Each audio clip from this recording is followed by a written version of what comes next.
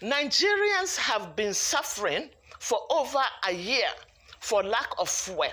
And more Nigerians are going to suffer and are already suffering for the fact that they give a very short notice and make the new notes unavailable. So Nigeria now will have to resort to trade by barter. Tinubu did not say anything. All he's thinking of is the bullion VAM that has been made available for him to buy votes. I've been vindicated, alhamdulillah. All right, well thank you. And you know, sir, Please go ahead. Go Please ahead. go ahead. Yes. Yeah, so what I'm trying to say is this.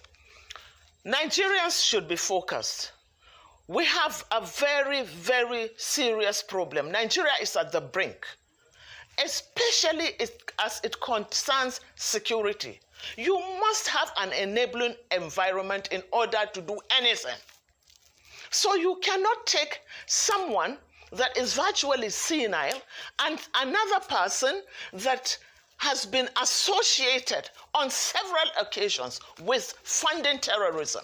That is Kashim Shettima. Kashim Shettima, we should not forget Kabiru Sokoto. Kabiru Sokoto was one of the most wanted terrorists, and he was found and arrested in his house. Let us understand and let us not forget, this terrorism, this banditry, this carnage is not just happening by mistake. It's a multi-billion-dollar industry. A multi-billion dollar industry because it takes a lot of money on defense budget. It has a lot to do with the sale of drugs.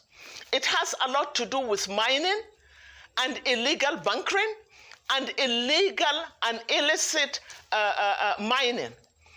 And look at the areas that are generally affected by this. Take the Northeast, for instance. In the Northeast, you have the blue diamond. That is a strategic mineral. You have oil at the Chad Basin that is being explored right now, but illegally. You have Zamfara. If you go to Zamfara, Zamfara has more gold than Ghana. Zamfara's gold is being traded in Dubai and other parts of the country. There is a market called Nigerian gold in Dubai. Go and check. So who is doing this mining? Most times they are the governors, the people in power. They are the ones doing it in connivance with foreign mercenaries. Can you remember? Have we forgotten when they said there is a no-fly zone in Zamfara? Why should there be a no-fly zone? There isn't even an airport in Zamfara, but aircrafts land and they take off from Zamfara. And let me tell you something else. In Zamfara, every container that comes from China ends up in Zamfara.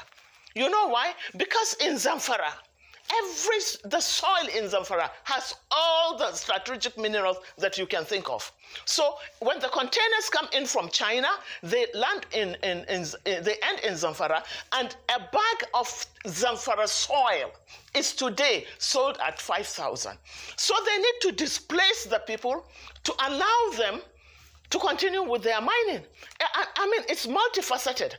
And these are people that one has been severally accused of harboring terrorists, even recently. And why? Let us ask, why should Shettima be visiting, along with his governor, be visiting and making a solidarity with a police officer that was being tried for drug trafficking? Why? So you begin to put these things together and you begin to understand why Nigerians must retrieve their country. We can't allow this thing to happen.